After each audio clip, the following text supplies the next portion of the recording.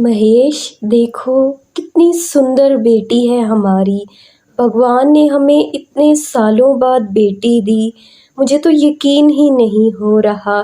चलो कोई बात नहीं, बेटा ना सही, कम से कम हमारी कोई औलाद तो होगी। देखिए ना, मेरी बेटी कितनी सुंदर है। अरे बस बस सुनीता, मेरी बेटी को नजर मत लगाना। और मुझे ये तो बताओ कि ये रूम कैसा मैंने सेट करवाया है। कितना अच्छा है ना। देखो कितना सुंदर, मैंने हर चीज पिंक रखी है। लड़कियों को तो यही चीजें अच्छी लगती हैं। और देखो मेरी बेटी कितनी प्यारी है, बिल्कुल इस कमरे में अच्छी लगेगी।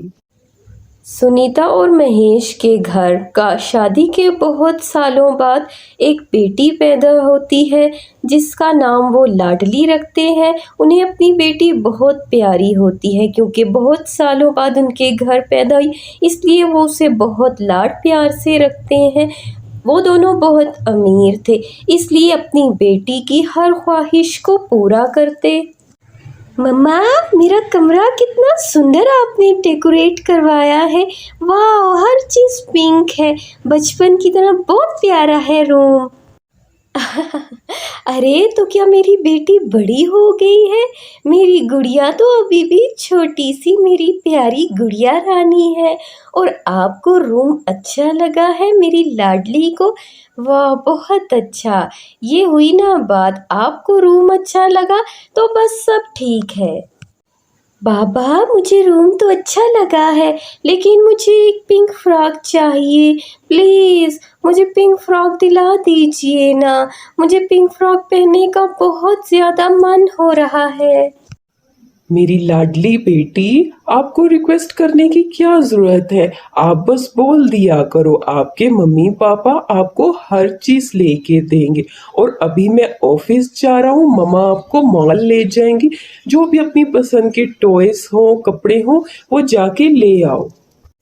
इतना कहने के बाद फिर महेश वहाँ से चला जाता है अपना ऑफिस बैग लेकर। और कुछ ही देर बाद काम ख़त्म करने के बाद सुनीता अपनी बेटी को मॉल लेके जाती है। फिर लाडली को जो भी अपने लिए कपड़े और टॉयज अच्छे लगते हैं, वो मॉल से जाकर ले लेती है। और जैसे ही शाम में उसके पिता घर आते हैं तो बाबा, बाबा, ये देखिए मेरी पिंक फ्रॉक। देखिए, मुझे मम्मी ने न्यू पिंक फ्रॉक दिलाई है। पापा, मेरी पिंक फ्रॉक अच्छी है ना? और मैं इसमें क्यूट लग रही हूँ ना? बोलो ना। अरे, ये भी भला कोई पूछने वाली बात है। मेरी गुड़िया रानी तो है ही इतनी प्यारी। पिंक फ्रॉक पहने, रेड पहने, ऑरेंज पहने, कुछ भी पहन ले, मेरी बिटिया रानी तो हमेशा ही क्यूट लगेगी। अच्छा गुड़िया, बहुत देर हो गई है, अब आप जाओ और जाके सो जाओ। अब अगले दिन जैसे ही सूरज निकलता है, फिर सुबह नाश्ता करने के बाद लाडली तैयार हो जाती है और माँ बहुत ही प्यार से दोनों को भेजती है। महेश, जाए मेरी लाडली को स्कूल छोड़ कर आए। और बेटा, अपना बहुत ख्याल रखना। मैंने आपका लंच बॉक्स भी डाल दिया है और कुछ पैसे भी हैं। जो भी मेरी गुड़िया का खाने का दिल हो ले लेना। अब महेश लाडली को स्कूल छोड़ने के लिए चला आता है।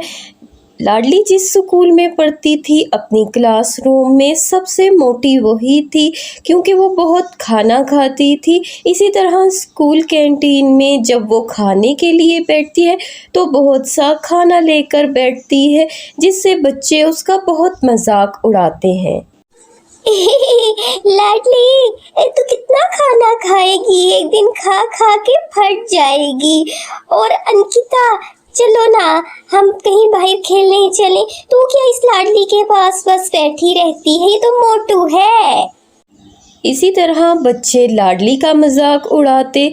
जब ब्रेक होती तो लाडली चुप करके खड़ी रहती, बाकी बच्चे कभी इधर भागते उधर भागते, स्कूल में इंजॉय करते। लेकिन लाडली मोटी थी, वो अपने वज़न की वजह से ज़्यादा नहीं भाग सकती थी, इसलिए बच्चों को उसका मजाक उड़ाने का एक और बहाना मिलता है। हाय हाय कितना मजा आया ना रेस लगाकर, है ना। लेकिन लाडली तू तो नहीं भाग सकती, तू कैसे एंजॉय करेगी? तू तो इतनी मोटू है, बस एक जगह पर खड़ी रहती है। खाना कम खाया करना मोटू, हर वक्त खाना खाती है तो इतनी मोटू हो गई है।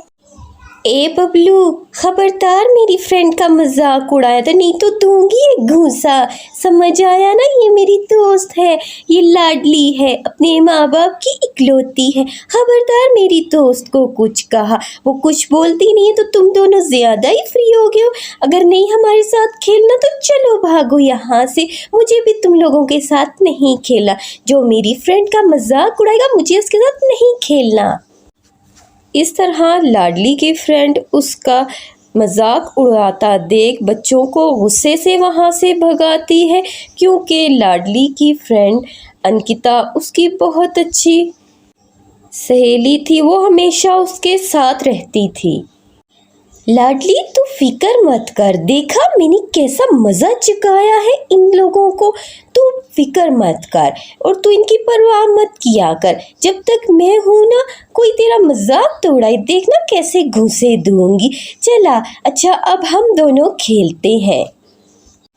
अंकिता और लाडली की दोस्ती ऐसी ही थी, समय गुजरता है, अब दोनों बड़ी हो जाती हैं और एक ही कॉलेज में एडमिशन लेती हैं, जहां लाडली होने की वजह से बहुत खाती पीती, तो वो बहुत ज़्यादा मोटी हो चुकी थी और अंकिता बहुत स्मार्ट थी, जिसकी वजह से अभी भी बच्चे कॉलेज के उनका मजाक उड़ाते। ओह माय गॉड लाडली, तुम इतना सारा खाना कैसे खा सकती हो? अपनी फ्रेंड को देखो कितनी स्मार्ट है, कुछ सीख लो भाई उससे। तुम इतनी मोटी हो गई हो कि चेयर पर भी पूरी नहीं आती। हाँ तो तुम्हें मेरा मोटा होने से क्या मसला है? मैं खाती हूँ तो अपने बाप का खाती हूँ, तुम्हें क्या इससे? तुमसे तो नहीं लेके खाती ना। तुम्हें अगर नहीं पसंद मेरा यहाँ पर खाना तो तुम चली जाओ ना, मैं तुम्हारी पॉकेट से पैसे लेकर तो नहीं खाती हूँ। मैं लाडली हूँ, मेरा जो मन चाहेगा मैं वही खाऊंगी। लाडली को यूं ही खाना खाने का बहुत ज़्यादा शौक था, इसीलिए जब कॉलेज ऑफ भी हो जाता तो वो किसी न किसी ठेले वाले के पास खड़ी नज़र आती। लाडली जैसे ही कॉलेज से आती है तो देखती है माँ ने टेबल पर बहुत सारा खाना लगा रखा है।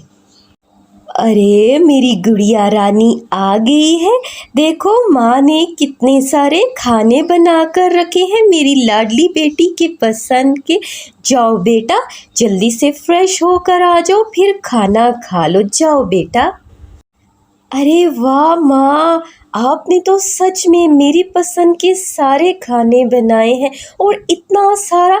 माँ बस मैं थोड़ी ही देर में फ़्रेश होकर आती हूँ, फिर आप मुझे अपने हाथों से खाना खिलाइएगा।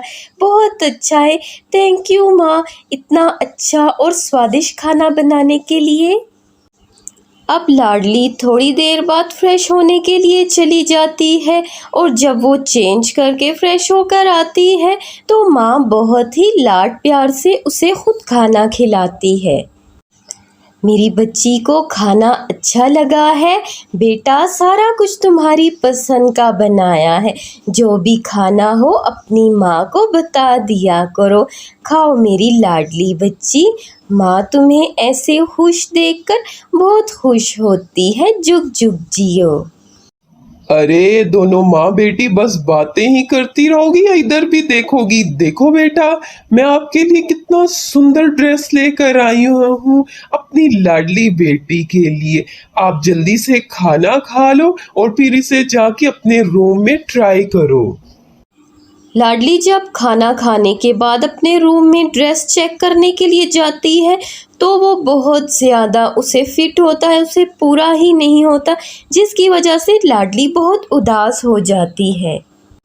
अरे कितना सुंदर ड्रेस है, लेकिन ये तो मुझे पूरा ही नहीं आ रहा। मुझे लगता है मैं सच में बहुत ज़्यादा मोटी हो गई हूँ। लाडली यूं ही उदास थी और दूसरे दिन जब वो कॉलेज आती है तो अंकिता उसे अपना न्यू ड्रेस दिखाती है। लाडली देखो मेरा ड्रेस कैसा है। देखना कल ही मम्मी मेरे लिए नया ड्रेस लेकर आई हैं और बता ना ये मुझ पर कैसा लग रहा है। मैं स्लिम तो लग रही हूँ ना, और कूल भी। कैसा है मेरा ये ड्रेस? बहुत सुंदर है अंकिता, तू तो स्मार्ट है, कुछ भी पहन लेती है, अच्छा लगता है। लेकिन देख ना मैं कितनी मोटी हो गई हूँ, मुझ पर तो कुछ सूट ही नहीं करता। पता है कल डैडी इतना अच्छा ड्रेस लेकर आए थे, लेकिन वो मुझे पूरा ही नहीं। मैं सच में बहुत मोटी हो गई हूँ। लाडली देख, तू मेरी बचपन की सहेली है, इसलिए मेरी बात का बुरा मत मनाना।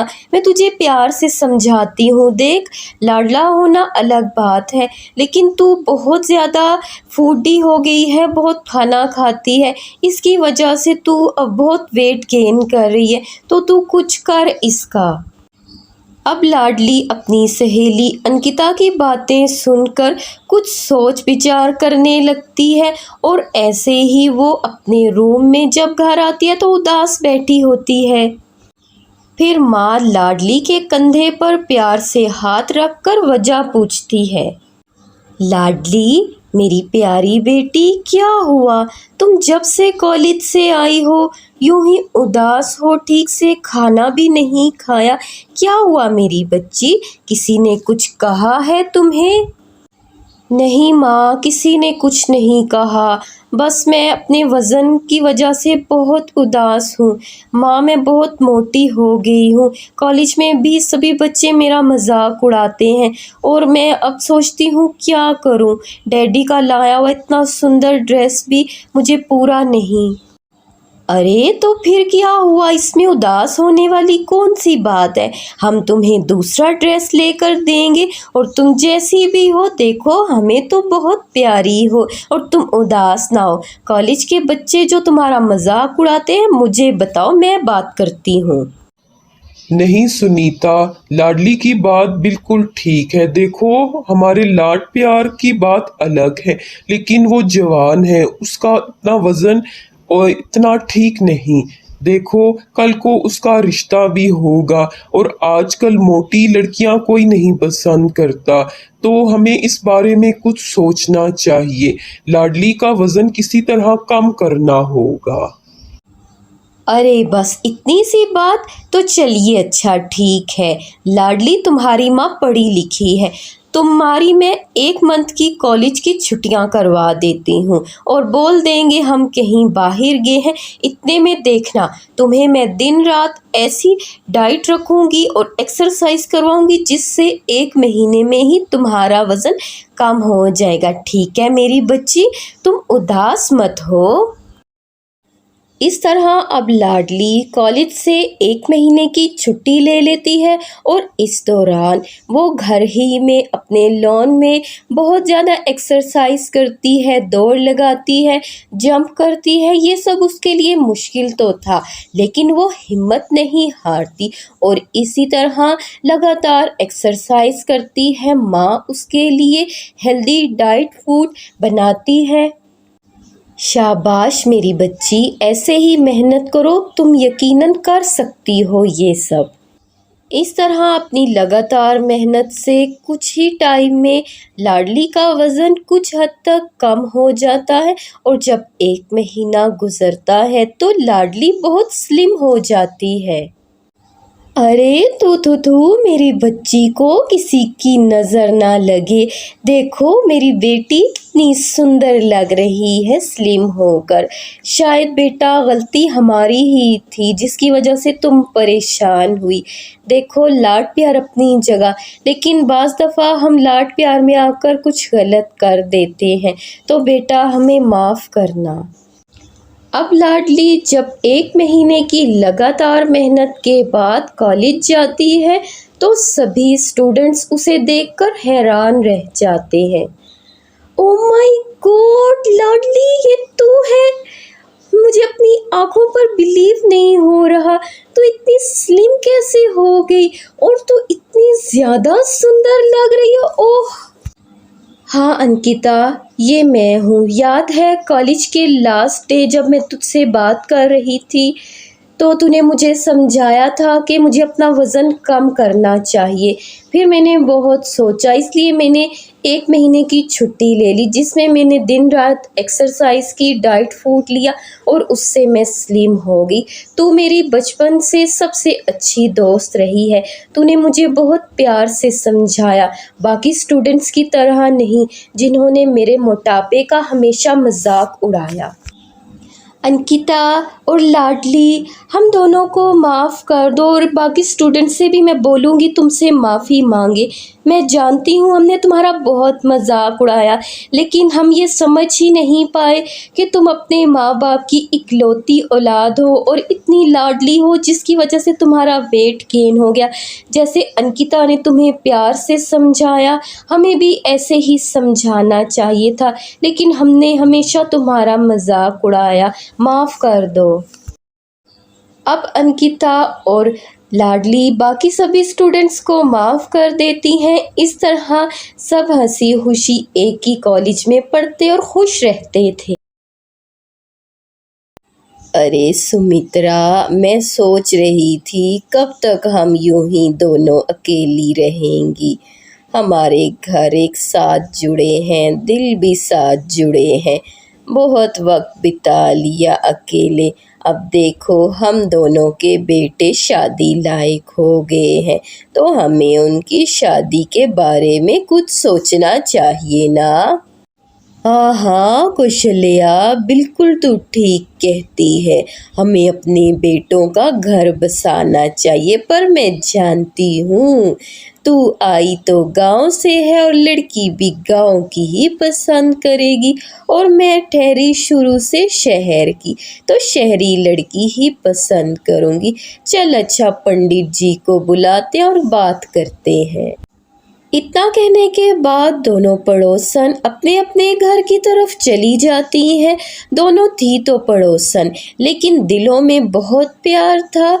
कौशल्या जो गांव से आई थी, जमींदार लोग थे, बेटा शहर में नौकरी करता, तो माता पिता भी यहीं पर आकर रहने लगे। और दूसरी तरफ सुमित्रा जो शहर की ही थी, अब दोनों अपने अपने बेटों की शादी का सोचती है। सूरज बेटा देख, हम गांव के ठहरे लोग, हम वहीं की आबो हवा को पसंद करते, इसलिए तेरे लिए लड़की भी वहां से ही लाएंगे। तो बस मैं पंडित जी से बात करती हूँ, तेरे लिए गांव की कोई अच्छी संस्कारी लड़की ढूंढते हैं। जहाँ एक तरफ कौशल्या अपने घर में बेटे की शादी की बात करती है, तो दूसरी तरफ सुमित्रा भी अपने बेटे से शादी की बात करके फिर दोनों पड़ोसन पंडित जी को बुलाती हैं और चाय नाश्ता रख कर उनसे लड़की ढूंढने की बात करती है। बहन जी, क्या खूब चाय नाश्ता करवाया है। तो चलिए ठीक है, आपकी पसंद के अनुसार मैं बहुत जल्द आपके लिए ऐसी ही लड़कियों का रिश्ता लेकर आऊंगा। समय गुजरता है और कुछ ही वक्त के बाद कौशल्या और सुमित्रा अपनी दोनों बहुओं का स्वागत एक ही घर के आंगन में करती हैं। आओ बहुओं, आज हमारा इंतज़ार ख़त्म हुआ। हम दोनों बहनों की तरह रही, गांव और शहर को नहीं देखा। आशा करते हैं तुम दोनों भी ऐसे ही रहोगी। कौशल्या और सुमित्रा दोनों अपनी अपनी बहुओं का स्वागत कर लेती हैं। उसके बाद सभी अपने अपने घर चले जाते हैं और अंदर जाकर बहू, बाहर जो दूसरा घर है वो कौशल्या बहन का है। गांव से आई हैं, काफ़ी टाइम से यहीं रहती हैं। उनसे हमारा कोई रिश्ता तो नहीं, लेकिन हम प्यार से रहते हैं एक दूसरे के साथ, तो आशा करते हैं तुम भी उनको वही प्यार सम्मान दो। जी मम्मी जी, मैं कोशिश करूँगी कि उन लोगों को भी वही प्यार सम्मान दूँ जो आपने दिया। वो गांव के लोग हैं, लेकिन फिर भी आप दोनों में बहुत प्यार है, देखा है मैंने। चलें अच्छा मम्मी जी, मैं थक गई हूँ, अब अपने कमरे में जाती हूँ। दूसरी तरफ कौशल्या भी अपनी बहू को यही समझा रही थी। बहू, हम दोनों, मैं और सुमित्रा, बहुत प्यार से आज तक रही हैं, तो तुम भी उन लोगों को वही मान सम्मान देना जो मैंने दिया है। हम एक घर में रहते हैं, रिश्ता तो नहीं कोई, लेकिन हमेशा बहनों की तरह प्यार से रही है। जी माँ जी, मैं उनको वही प्यार और सम्मान देने की पूरी कोशिश करूँगी जो आपने हमेशा उनको दिया। हमारे घर एक साथ हैं, तो मैं इन दोनों घरों को जोड़ के रखने की कोशिश करूँगी, आप फिक्र मत करें। इतना कहने के बाद कौशल्या की बहू और बेटा अपने कमरे में आराम करने के लिए चले जाते हैं। अरे बाप रे, इतना बड़ा कमरा है। मेरा तो गांव का पूरा घर इस एक कमरे में ही आ जाए। सूरज जी, ये इतना बड़ा और सुंदर कमरा है। शहर में कमरे इतने बड़े बड़े और इतने सुंदर होते हैं, मुझे पता ही नहीं था। मैं समझ सकता हूँ तुम्हारी बात। मैं भी गांव से हूँ ना, गांव में घर कैसे थे मैं जानता हूँ, लेकिन बस यहाँ नौकरी की और बाबा की ज़मीनें तो अभी भी वही हैं, तो अच्छा खासा कमा लेते हैं, इसलिए बस खुशहाल हो गए हैं। और मुझे अच्छा लगा कि तुम्हें कमरा पसंद आया। कौशल्या की बहू राधिका कमरे को देख के खुश होती है, फिर पति के साथ बैठकर बहुत बातें करती है और दूसरी तरफ सुमित्रा की बहू सब कुछ चेंज करके नाइट ड्रेस पहन के बैठ जाती है। अरे निशा, ये क्या? अभी तो मैंने तुम्हें ठीक से देखा भी नहीं और तुमने सब चेंज कर दिया। ओहो सुमित, मुझसे नहीं ये इतने भारी गहने और लहंगा पहने के बैठा जाता। मैं इस ड्रेस में कंफर्टेबल फील करती हूँ। शादी की भाग दौड़ में एक तो इतना थक गई थी और ऊपर से इतने हैवी ड्रेस। सुमित्रा की मॉडर्न बहू तो अलग अंदाज की थी। खैर, अगला दिन आता है जहाँ कौशल्या की देसी बहू सुबह सुबह उठकर ही अपनी पहली रसोई की रस्म करने के लिए अच्छे से तैयार होकर सर पे पल्लू रख के खाना पकाने के लिए रख देती है। सास कुछ ही देर में उठकर आ जाती है। जब वो देखती है कि उसकी बहू सवेरे सवेरे खाना पकाने के लिए आ गई है, तो उसे बहुत अच्छा लगता है। अरे माँ जी, आप उठ गई हैं, कुछ चाहिए था तो मुझे बता देती। मैं तो सुबह जल्दी उठ गई हूँ, तो मैंने सोचा पहली रसोई की रस्म कर लूँ, इसलिए जल्दी से नहा धोकर तैयार होकर मैं यहाँ आ गई पहली रसोई का खाना पकाने के लिए। कौशल्या की बहू जहाँ खाना पका लेती है और कुछ ही देर में घर के बाकी सदस्य भी उठकर आ जाते हैं। फिर कुछ ही देर में बहू अपना बनाया हुआ देसी खाना सबको बड़े प्यार से परोसती है। अरे वाह वाह बहू, कितने टाइम बाद गांव के देसी खाने को देखना नसीब हुआ। शहर में आए तो हम बस ये खाना भूल ही गए। अरे हाँ हाँ, वाह क्या मज़ेदार खुशबू आ रही है। राधिका, तुम मेरे टिफ़िन में भी यही पैक कर देना खाना। मुझे बहुत अच्छा लगा, खुशबू भी बढ़िया है और कितना स्वादिष्ट खाना है। मैं तो आज अपने टिफ़िन में यही खाना लेकर जाऊंगा। अरे आप फिक्र मत करिए, मैंने आपके टिफ़िन में पहले ही ये खाना गरम करके रख दिया है। आप जाइए आराम से ऑफिस, यही सारा खाना पैक है आपके टिफ़िन में। अब कौशल्या की बहू अपने पति को टिफ़िन में अच्छा खाना पैक करके देती है और दूसरी तरफ सुमित्रा की बहू सोई रहती है, पति जगाता रह जाता है। अरे निशा तो उठ ही नहीं रही, क्या करूँ? माँ को ही बोलता हूँ नाश्ता दे दे। इसकी तो पहली रसोई की रस्म भी थी, लेकिन शायद इसको जल्दी उठने की आदत नहीं। एक काम करता हूँ, माँ को ही खाना नाश्ता बोल देता हूँ। अब सुमित्रा से जल्दी में जो नाश्ता बन सका उसने वही अपने पति को और बेटे को दे दिया, लेकिन जल्दी में वो टिफ़िन ना बना सकी। अरे आप लोग कैंटीन से ही कुछ लेके खा लेना, जल्दी में बस इतना ही नाश्ता बन सका, टिफ़िन नहीं तैयार कर सकी, तो आप लोग कैंटीन से ही कुछ खा लेना। सुमित्रा का बेटा और पति अच्छा नाश्ता ना मिलने और टिफ़िन के बगैर चले जाते हैं, ये सब देखकर सुमित्रा को बहुत बुरा लगता है। फिर घड़ी में 12 बजते हैं, दोपहर का वक्त होता है और इस वक्त बहू नाइट ड्रेस पहने हुए आती है बाहर। गुड मॉर्निंग मम्मी जी, 12 बज गए, बहुत अच्छी नींद आई। असल में मेरे उठने का यही टाइम है, तो मम्मी जी नाश्ता रेडी है या नहीं? बहू, वो तेरा मायका था जहाँ पर तू 11-12 बजे उठती थी, ये तेरा ससुराल है। यहाँ तुझे सुबह जल्दी उठ के नाश्ता भी बनाना है और पति को टिफ़िन भी देना है। आज भी मेरा बेटा बिना टिफ़िन के पहली बार गया है। कल से सुबह जल्दी उठना, ना तूने पहली रसोई की रस्म की। ओहो मम्मी जी, क्या पहली रसोई की रस्म, ये सब पुराने ज़माने की बातें हैं, तो मुझसे तो ये सब नहीं होगा।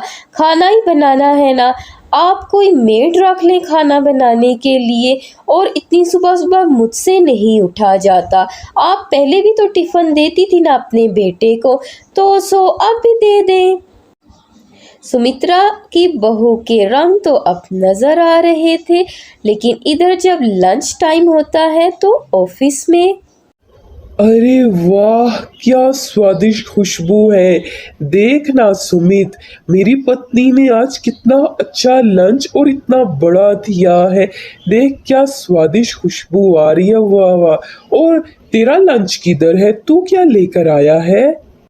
अरे यार सूरज, क्या बताऊं, पत्नी सुबह उठी ही नहीं। उसने ना पहली रसोई की रस्म की, ना मुझे टिफ़िन दिया। माँ ने ही बस नाश्ता जल्दी में बना के दिया। तो अब एक काम करता हूँ, कैंटीन से ही लंच ले आता हूँ। अरे बस कर सुमित, मेरे होते हुए, भाई के होते हुए तू कैंटीन से लंच करेगा? और इतना बड़ा डब्बा देख, तेरी भाभी ने भेजा तो है, तो चल इससे हम दोनों खाते हैं। मैं क्या अकेला इतना खा सकता हूँ?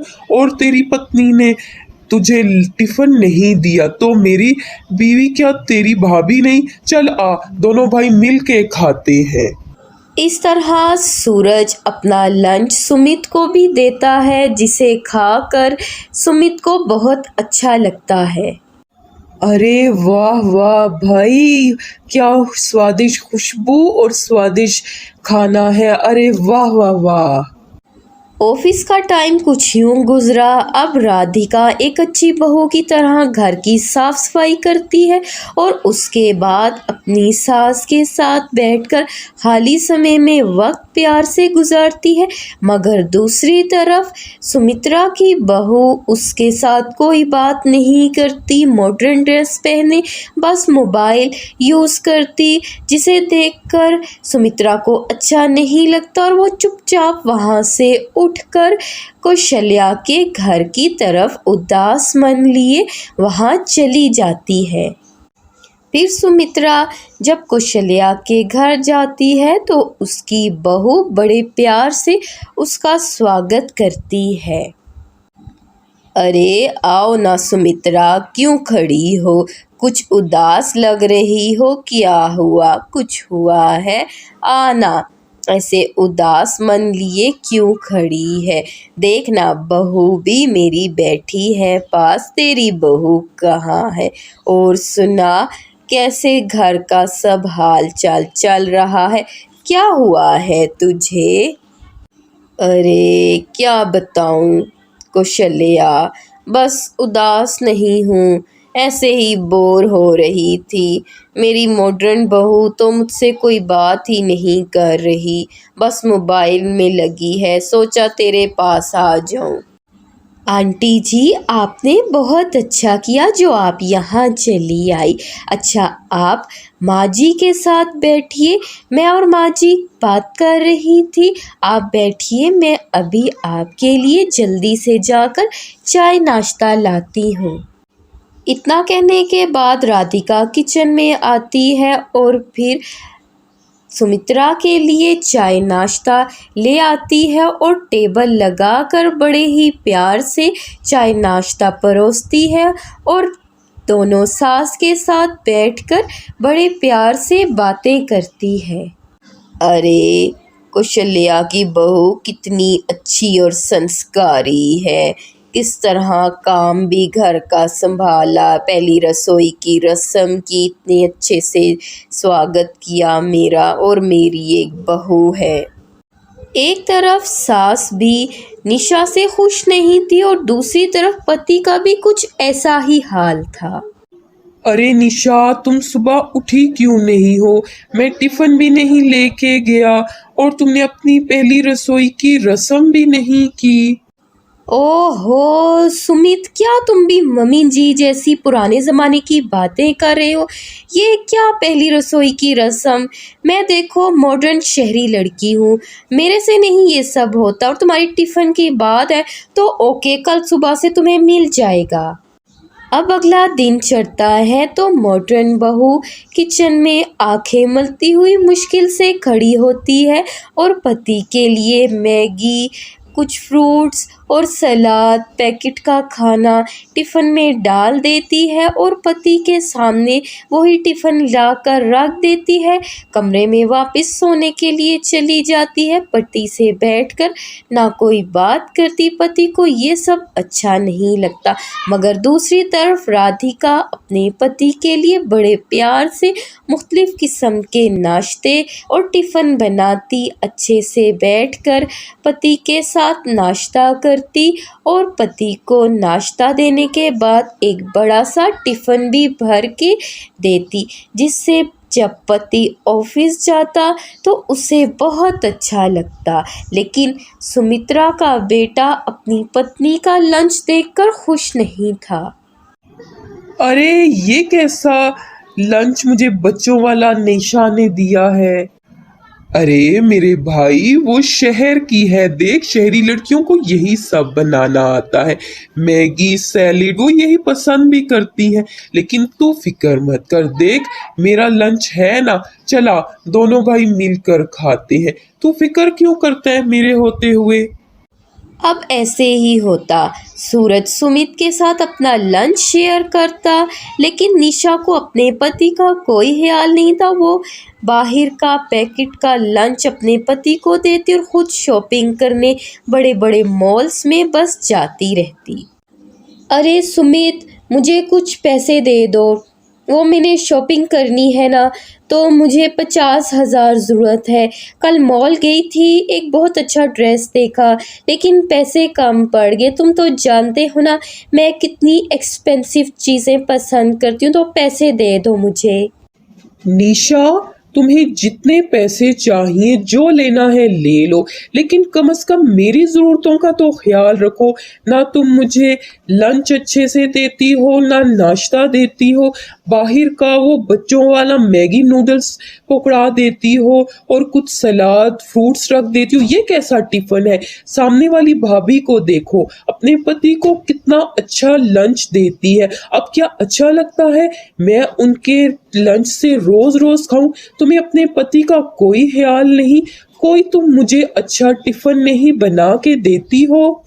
ओहो, एक तो टिफ़िन दो तब भी मसला, ना दो तब भी दो। अब देखो मुझे तो यही बनाना आता है, तुमने खाना है तो खाओ, नहीं तो भाभी है ना सामने वाली, उन्हीं के गुण गाते रहो। वैसे भी वो इतना बड़ा टिफ़िन अपने पति को देती हैं, तुम वहाँ से खा लो, मुझे शॉपिंग के पैसे दो। निशा को अपने पति की बातों से कोई फ़र्क ना पड़ता। वो पैसे लेकर बस शॉपिंग करती और पति को बस बाहर का खाना देती, जिसकी वजह से अब उसका पति बीमार हो गया था और डॉक्टर के चेकअप करने के बाद देखें, मैं आपका फैमिली डॉक्टर हूँ, इसलिए आपको यही सजेस्ट करूँगा कि सुमित की डाइट का अच्छे से ध्यान रखे।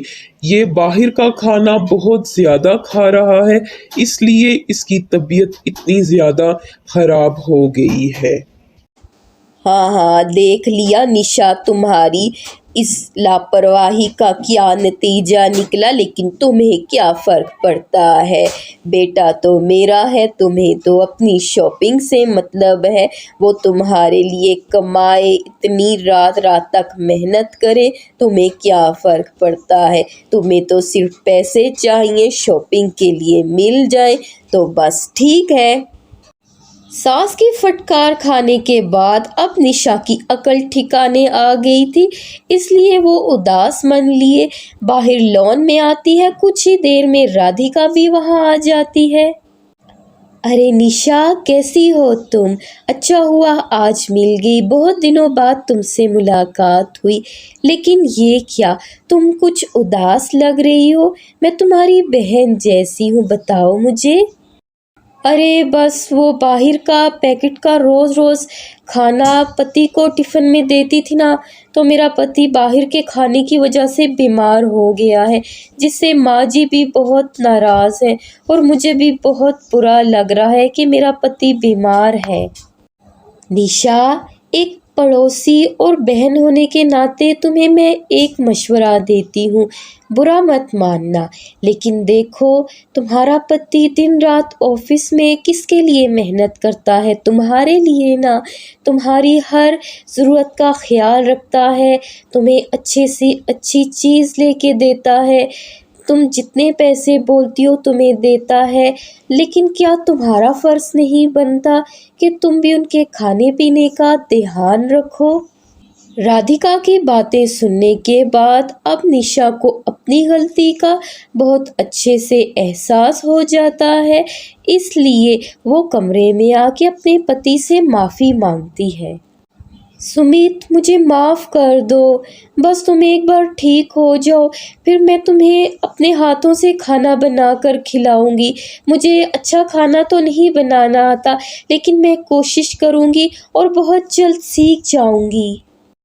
इस तरह अब निशा अपने पति के लिए अच्छा अच्छा खाना खुद अपने हाथों से बनाती है, पति के साथ वक्त गुजारती है और इस तरह जल्दी सुमित ठीक हो जाता है। और अब इस तरह दोनों ही देसी और मॉडर्न बहुएं अपने पति के साथ खुश रहती है।